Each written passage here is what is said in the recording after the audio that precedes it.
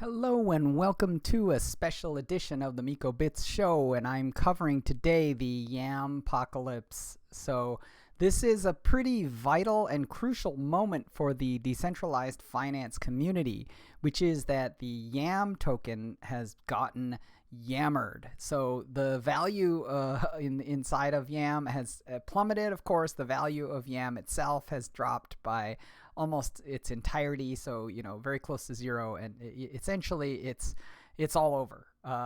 Obviously, there are still efforts to try to resurrect Yam and Yam 2.0 and etc. But this is really apocalyptic, and it is akin to the kind of collapse that I alluded to in my previous piece, which is will DeFi collapse. So in a sense, what I'd like to do is editorialize that and say that this kind of collapse is actually beneficial.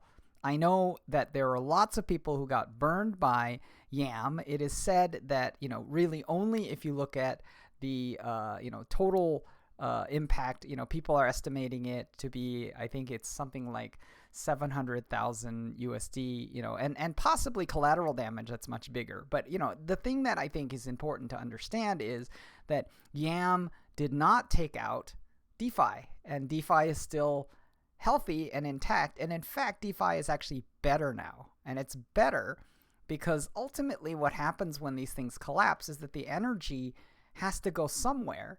But the thing that happens is that the knowledge increases. So the thing that I think becomes the most important thing then is that the community learns from this experience. So the thing that I want to do is just cover some of these things. But before I kind of get too deeply down this road, what I wanted to do is just kind of touch base. So the first thing I wanted to do is really characterize what exactly is Yam. So there's a couple of different ways to look at Yam, but I think one of the things that's fascinating is that Yam is a bit of an evolution.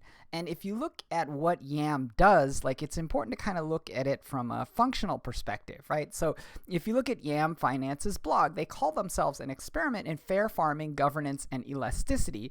And when you actually look at the protocol itself, it actually inherits a lot. And, when I say inherits, it's really copies a lot from this idea of what was introduced with Ampleforth, which is essentially this idea of a rebase coin.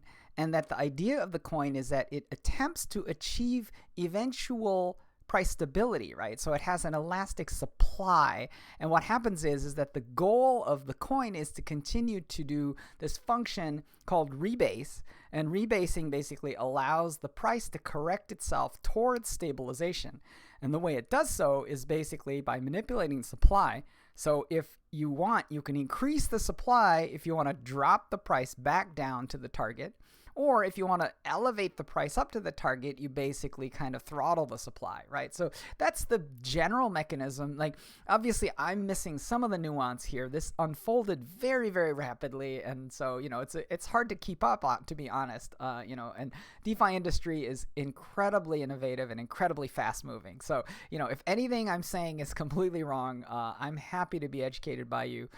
Feel free to use the comment section below for that. So, just trying to be very transparent. So the thing that I think is important to understand, you can see in this background, they're talking about it as an elastic supply cryptocurrency. So the thing that's so interesting is that I think one of the things that you can't fault the Yam team on is kind of the fairness, which is that they did not have a pre-mine. So they didn't just create arbitrary coins to reward themselves with. And, if the price goes up, then they get all these unfair arbitrary rewards. So there's no founder shares, no VCs, so it's really powerfully decentralized. And I think that the thing that is very interesting about Yam is that Yam, it was so decentralized. And in fact, you could say that ultimately Yam suffered from this kind of what I call premature decentralization, which is really, potentially problematic. So what it says here is it says, the future will be controlled entirely by the community of Yam holders, right?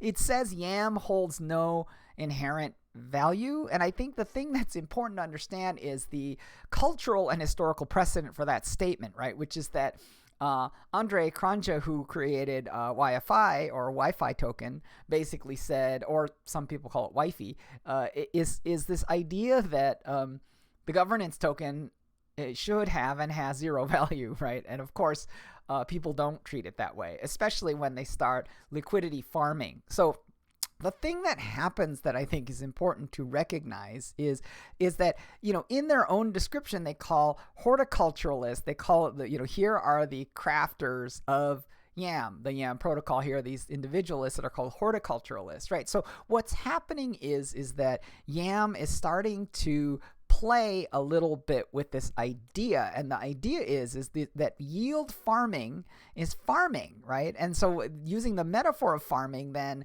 the thing that you're farming is this token, and the token is a yam, right? So because of this kind of cleverness that they introduced, it became clear that this could also have a cultural history that ties itself to meme coins like Dogecoin, right? So if you look at this, for example, here's some funny memes, like here's a bunch of whales, right? So obviously whales are a big thing in crypto and yams. So here's whales and yam farmers, this kind of stuff, right? So you can start to see people starting to play with this, and they're starting to come up with, pictures of yams, and they're, coming up with cool logos that have to do with yams, so there's a lot of yam stuff going on out there. People are enjoying these sort of vegetable, farmer, all these kind of like metaphors that kind of drive this community, so it got a reputation fairly quickly as a meme coin.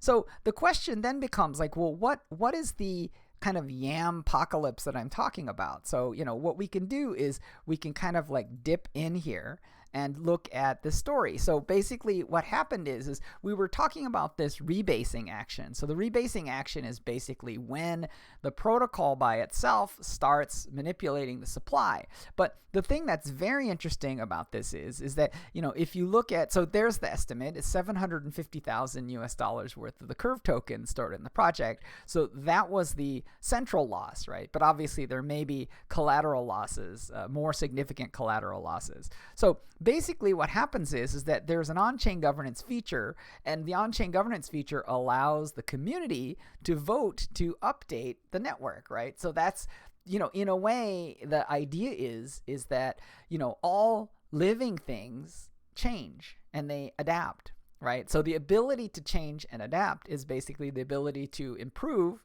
right? So a lot of these projects improve on the basis of these improvement proposals. So the improvement proposals are governed by people who vote, right? And the voting in this particular case, as is common, is that voting is sort of in the basis of like, one yam, one vote kind of a mechanism, traditional kind of governance. So the thing that happened was that there was a bug within the rebase function, and basically the thing that's really complicated is that the bug was actually related to this on-chain governance feature, which is really, it's a bit like a mutation in an organism to something like cytochrome C, or to some kind of like, just essential life-supporting protein, right? Because, if you have a bug or a mutation in a life-supporting protein, like, you die, right? And the thing that happened was that because what happens is this is all based on these rebase intervals, which I believe in this system was every 12 hours, right? So every 12 hours there's a rebase. And the thing that was really, really interesting that came out was that there was this big effort by the Yam kind of community to sort of try to get votes, right? And the idea of getting the votes, the votes were really about getting people to essentially get their token staked so that they could vote on behalf of a governance improvement proposal that would fix this critical bug.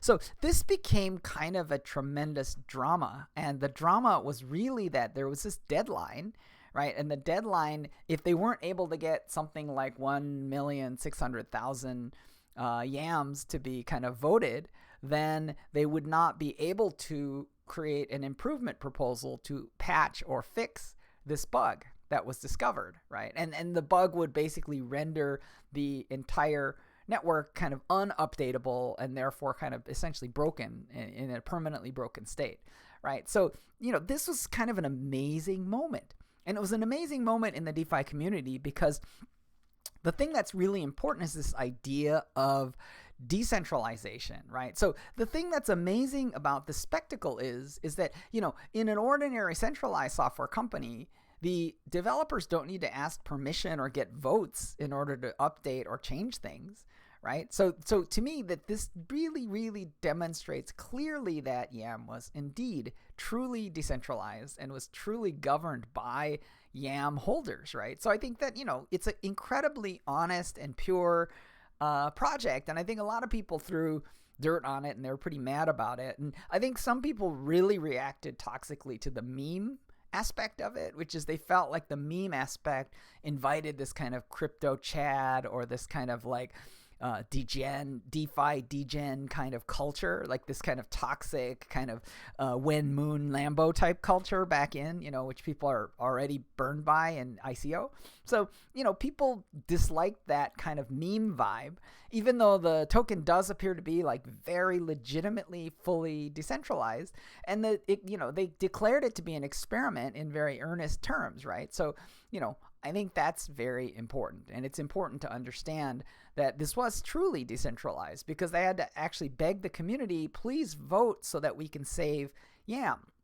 The thing that's amazing about this notion of meme coin, so, we had a really neat discussion that I just caught the tail end of with Stephen McKee and with Zach from White Block and a bunch of other folks on Clubhouse, and we were talking about the Yam apocalypse and among other things, and the thing that came up in the conversation was a lot about memes and a lot about kind of this emerging meme space in the DeFi world, and the thing that's so interesting is that there's some energy here that truly is kind of, if you talk about DeFi, the acronym DeFi is, of course, decentralized finance. But the thing that's funny about it is, of course, it also has this concept of defiance, right? Which is that people are defying something, right? And you're starting to see more and more versions of this. Like, for example, if you look at this based protocol, like it's pretty astonishing what they're doing, right? So, based is one of these situations where you're really seeing kind of more along the lines of these meme coins, and it's getting more and more kind of extreme, with respect to this kind of thing. So, I think it's kind of an interesting, so this is a game theory for degenerates. So they're deliberately kind of playing with this, this whole idea. We can just kind of have a look and see, to see what happened with Based. I think it's based.money or something like that. Let's see if that URL works. Anyhow, so so this is the website of Based, and as you can see, like, it's just blatantly aggressively going after the meme coin space, right? And if you look at Based, like, no venture capital, no pre-mine, no founder fee, right? The only dumps will be yours. Game theory for degenerates, right? And so this is really kind of a post-Yam apocalypse kind of crazy scheme, right? This is definitely kind of the scheme, and you can look at the optics or the cultural semiotics that are being alluded to here, and it's pretty bananas, right? Like, they're really not it says built by ghouls, like it's definitely not we are no longer in kind of normal land. This is truly like decentralized defiance, right? And it's actively defiant. So Peter, Jiho, and Kim actually tweeted something really interesting. He tweeted, like, while millions of people are still unemployed due to COVID and can't afford their rent, degens are already asking for a V2 of something that set 750K on fire. This is Yam, right? So Yam V2 people are like, already saying, I want more Yams, and some of the people are like, oh, I don't want Yams. I want to go off and do Based, and Based is kind of a even more extreme form that kind of like plays chicken, right? It's sort of like, it's a really edgy experiment in this kind of more meme and gamification aspect of the DeFi community. So this stuff is definitely prevalent, and in a way it's so strange, right? And when you look at what Peter was saying in this tweet, one of the things that's kind of like dangerous about DeFi is the defiance, right? And the question becomes, is the defiance sufficiently kind of reasonable or is it unreasonable? And what are we defying? And obviously what we're defying is we're defying centralized finance, right? And so the question becomes that energy of defiance, like what form should it take, and what is important to understand, right? And so to me, the thing that's interesting is that the community is now experimenting and playing with these constructs, right? And the question becomes kind of how safe and how defiant can and should we be? So one of the cultural hallmarks here that I think is vitally important to understand is kind of this thing about, so I mentioned that there's concept of the announcement of this governance token has zero value. That comes directly from Andre Cronje, the creator of YFI. And, the YFI token basically took off like a rocket, even though he said the token was not worth anything. His methodology is this idea of test in production, right? And there's definitely some rationality to test in production, which is that there's no environment that is more like production than production. So if you test on a test net, like you're not actually going to get the results that are the same, right? So his approach is basically doing that. And the thing that is really interesting is that this is kind of a culture of like a high wire act, right? It's very edgy because there's no net. It's a high wire act with no net. And if you fall, then you die, right? Like that's basically, and what is the net? The net is smart contract audit. So there's security auditors and audit firms. I'm going to talk about CertiK in a moment, but like there's a number of reputable firms that kind of go through the process of like auditing smart contracts.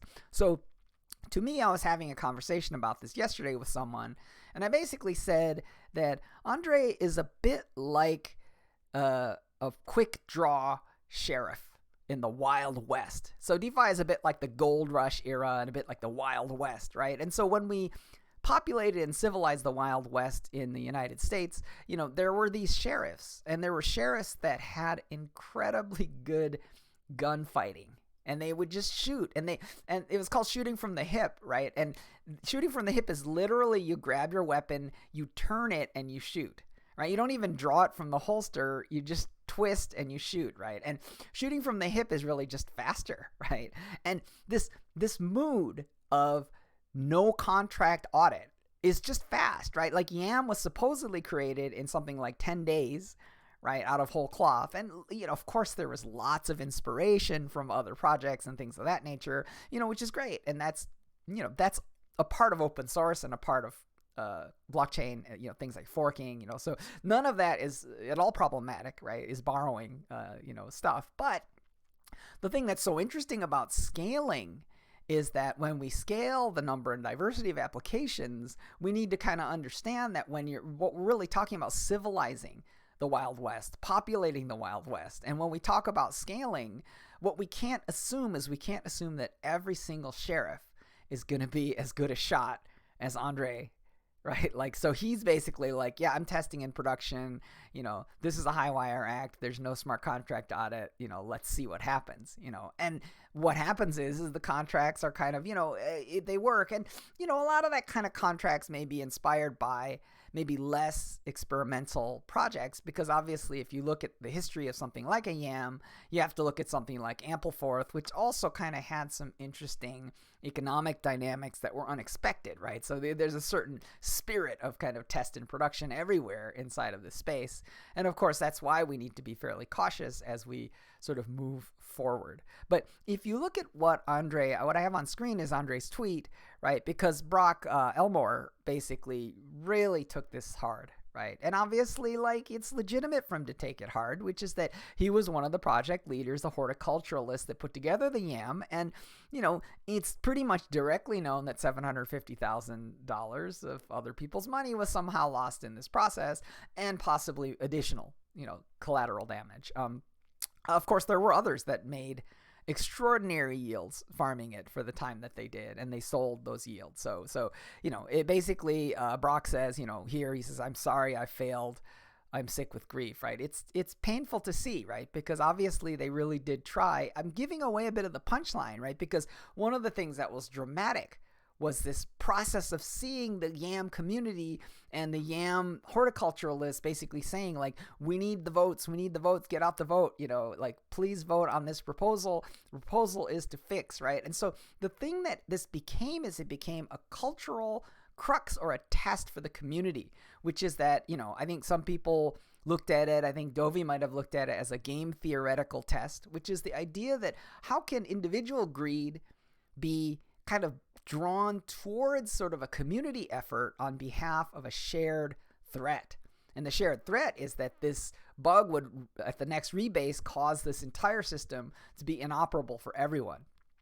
Right? So the thing that's so interesting becomes all of a sudden that people become very interested in decentralized governance as a function of this existential threat to the whole community. So kind of from a mimetic space, you start to think about this as like a movie, and it's a movie where a bunch of yam farmers are kind of now all banding together, and they're banding together in the form of like a government, and it's a government where they're all kind of voting, and it gets to be a little comical. I mean, I kind of referred to this as like Farmville for like mostly male nerds. I'm not happy about it. I feel like gender equality needs to improve in DeFi and Ethereum and blockchain. There's some excellent like examples of women that are leading in the space, but it's not 50%. It's skewed. But my point is that like they all these farmers banded together and they created a system where they're voting according to the number of yams they have, and they all came together in order to fight this existential threat, right? So the movie, the Hollywood version of this, is brilliant. Like it's super fun and exciting.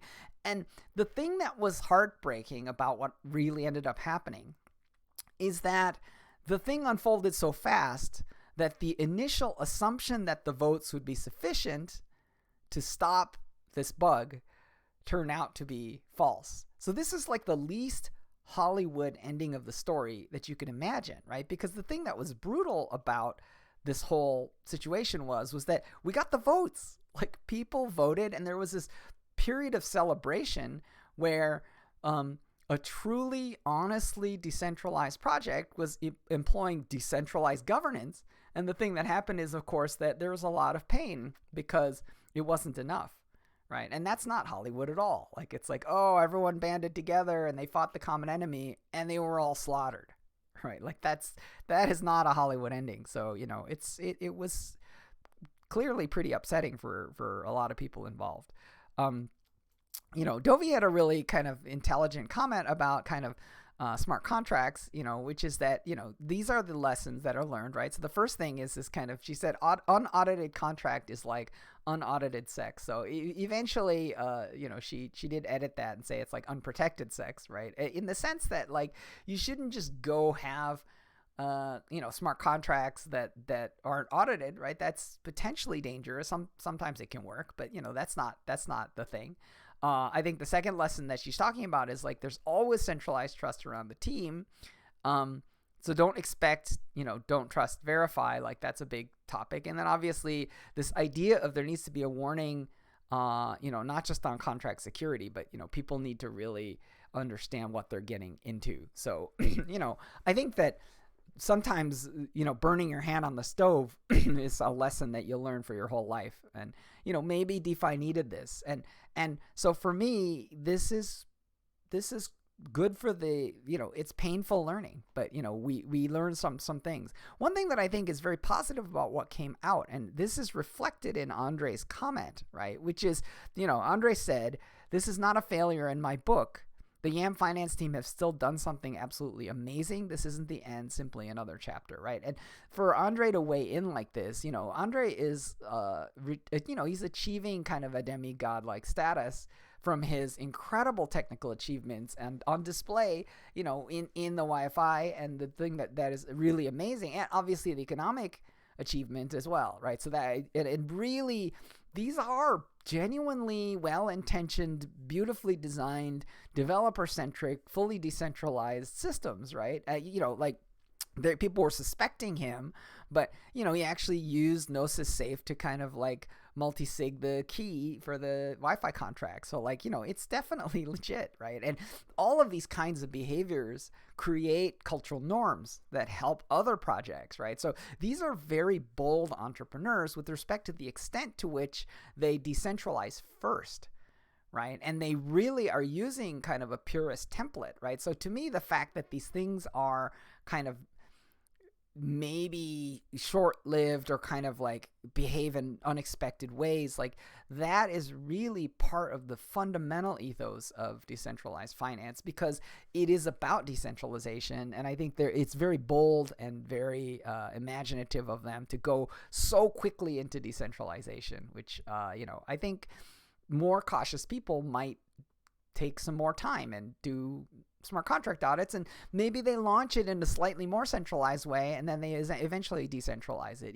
So if you look at compound finance, the comp token was really the harbinger of the decentralization of the network, and now comp is fully run by the comp holders, right? And so it's a governance token, and that's what it's used for. Before that, it was centralized. There's this company called Compound Finance, and Robert Leshner runs it, and whatever he says is going to happen, which is fine, so nothing wrong with that either, right? But to me, if you want DeFi, you have to have D, which is decentralization. The thing that's amazing is watching a decentralized community actually pass this test, which is that, that crisis proved that Yam was decentralized, and it also proved that the Yam farmers cared enough to do what was best for the community. And of course, the tragic result is that it wasn't enough and it didn't work. And that was obviously the bad result. To me, if you look at it more from a story perspective, right, it really was much more of a cautionary story akin to Mary Shelley's Frankenstein, where the Frankenstein monster kind of has its own sort of free will and it kind of turns on its creator, right? And that's really kind of this horrible like story of like Prometheus, and Prometheus being this kind of like irreversible advancement of sort of technology, but how your technology creations can then kind of somehow have these unintended consequences that come back to sort of haunt you, right? So that's really more of where the story ended up going, is towards kind of more of a Frankenstein type of a story, rather than kind of a more classic Hollywood feel-good blockbuster movie about a bunch of yam farmers, right? So I think that's kind of an important lesson for the community. So what I wanted to do is just do a quick check through what CertiK found. And so CertiK is a smart contract audit firm, and what they did is they basically did this bug analysis and future prevention, right? So, they were actually able to, so you can just go to the certik.io blog and you can just see this for yourself if you want, but there it is, here's the smart contract bug. It's perfectly highlighted. And what you can see is that this total supply was actually calculated wrong. So what happens is that it reserves too many minted tokens, right? That really fundamentally destabilizes price. It really just fundamentally destroys the rebasing function of this entire network, right? So there it is. That's the problem, right? So then, so I misspoke about the number of votes. It was 160,000 yams, not 1.6 million yams, that were needed in order to vote by this specific time, 3 a.m. Eastern Daylight Time, right? And that's the rebase interval, right? So that's what created this apocalyptic kind of call for people to help, right? And so that's really what ended up happening, right? But the thing that's so unfortunate is that it said that the new submitted proposal failed to work in the smart contract and Yam became ungovernable, right? So the thing that's really interesting is it says here, how can we prevent this from going forward? Obviously, CertiK is a smart contract auditing firm, so the first thing they're going to say is, people should audit their smart contracts if we're going into production. I agree with it. I think it's sensible. One of the takes that I had on this whole thing was that there was a bit too much D and not enough Phi. Now, someone argued, there was plenty of Phi, right? Their attitude was more like, there's lots of money in here, and that's Phi. But I don't think that's the idea. I think the idea is that, to me, Phi is about financial services, right? And what is a financial services company and how do financial services companies behave, right? And the thing that's important is, I said the word company. Obviously, Yam is not a company. It's a decentralized financial services project. It's a DAO, and it's a code that just does things, right? But the creators of the code still have to understand that the code is the one that's going to be handling other people's money, right? So in a sense, the same sense of Frankenstein monster is going to have interactions with the villagers. Maybe Frankenstein's monster will kill some villagers, so the creation of the monster then becomes a point of seriousness, right? And so that's we certainly had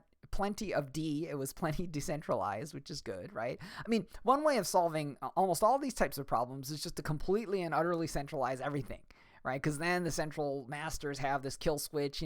One of the hilarious things we saw in this whole blockchain space was there was a problem with IOTA, the IOTA protocol, and they basically said, we're just going to shut IOTA down for a little while we fix this problem, right? Who's going to shut it down? There's a kill switch? Like, what is going on? And it's like, oh, I see. It's utterly centralized, right? And so when you see a problem like this with Yam, you can tell that it's honestly not centralized, right? Like they really did the work, and hats off, because that's bold, right? Because you're just saying, okay, we're launching this baby, we're 10 days in and we're going to launch it, and it's going to live on its own, and it's going to be smart enough, and it's going to be good enough, and we're just going to have it be its own, it's a bit like kicking a teenager out of your home and being like, okay, you're an adult now, I don't know. I guess what I'm saying is it's pretty serious stuff. So, the rest of this article kind of reads how CertiK does their business, and, it's kind of a sales pitch for CertiK, and, but hats off to them for documenting the bug and finding the bug and going to the trouble of just explaining it to the world, and obviously there's many other reputable smart contract firms who clearly understand this kind of problem and can easily find out how to deal with it. So, that is really the crux of the story. So what I wanted to say is that, when we think about the energy of defiance that is really kind of an intrinsic part of the DeFi culture, I think part of that defiance obviously flows out of things like rebellion and kind of anger at the centralized finance system, which is sort of provably corrupt and provably not fair and provably unequal. And so there's all kinds of problems with centralized finance, and so I think that a certain amount of defiance is warranted. One of the things that's really interesting when you look at projects, like this like based, the thing that you see in a project like that is that they're almost reaching the point where they're kind of ripping the fabric of money, right? Like they're defiant to the point where they're willing to turn all of it into a game, and they're kind of pushing on this notion of this kind of chaotic, force and this kind of external agency. And, there's a lot of really amazing, creative, dynamic, thoughtful, intelligent people that are just playing this game, and they're having a lot of fun. Zach from White Blocks was like, yeah, this is a lot. I'm having as much fun doing DeFi as I would be playing any multiplayer game, and so this is what I enjoy doing in my spare time, and losing sleep while running a White Block, a successful blockchain company. So it's really, that's part of what's happening. I think is there's an element of that these pioneers are kind of detoxifying from kind of these other kinds of financial systems, because no matter how ruthless these systems are, they still behave according to a form of order, which is that the order is open, transparent software code, and that there really isn't any kind of shadowy manipulation, because there can't be, right? It's it's sort of what Blockstack calls can't be evil, right? It's pretty much there it is in the code, and you live by that sword, and you also die by that sword, as we saw with Yam. But to me, this kind of collapse is very net positive for the entire community, because the community should really focus on understanding the impact of what works and what doesn't work in DeFi. And, I really feel like the Yam experiment. Obviously, people did make financial losses there, and it's obviously very serious. But on the flip side, I think that it's possible for those folks that made losses to recoup, and it's possible that they will have other projects and they'll have learned kind of a painful and possibly valuable lesson. To be blunt, like I've learned a lot of lessons in DeFi that were painful and lost money and gained money elsewhere. So I think that that's part of the process of learning, is we have to kind of engage and understand and do our best. And so I think that this entire journey of Yam has been just amazing. I think it's been a net positive for the community. Obviously, individual members were harmed, in various levels. So, I think it's not something that should be trivialized. I think, to me, we do need to pay more attention to smart contract auditing. We do need to, really ensure that the things do what they're supposed to do. And I think, these are financial services. And to me, like when I think about this I talk about the collapse of the entire DeFi, and the question becomes like, can a collapse of a local DeFi like a Yam take out the rest of DeFi? And ideally it doesn't. And ideally the thing that happens is that, if you think about it, the energy of Yam is really, there's two parts to it, right? And so the question about, well, where does the energy go, right? And the reality is that, yeah, there's some energy that may be lost. There's some things that, you lose a little bit of steam, but in large part, that energy is going to go elsewhere. It's going to get recycled into other parts of the DeFi ecosystem. I think that the thing that's more important is the knowledge, and the knowledge gained from this experiment is now distributed not just within Yam but across the entire DeFi community. So I think that this is okay because it's not a total collapse, it's a partial collapse, and it's the way that ski patrols kind of set off avalanches. So they set off smaller avalanches on purpose to prevent there from being one giant avalanche. So as far as collapses go, this was a very moderate, a very comprehensive, and a very understandable one. And the community, I think, is going to learn a lot from it. So, just want to sign off on that note. I genuinely hats off and gratitude towards the team of Yam. And, I think that there's no questioning, like people really disliked, some people really didn't like the meme quality to it because it invites kind of this sort of crypto Chad like attitude. It sort of invites more potential chaos and meme coining. But when you think about the extent to which they were a bona fide, no pre-mine, no VC, pure decentralized project from day one, and shooting from the hip, that's admirable. And I think they're really focused on advancing the cause. And I think Andre was right to, give them absolution or at least forgiveness in their efforts. So that's my commentary on the Yam apocalypse. Hope you find it interesting. And, if you do, feel free to subscribe to my channel and, for more content on this like this. Okay. Thank you.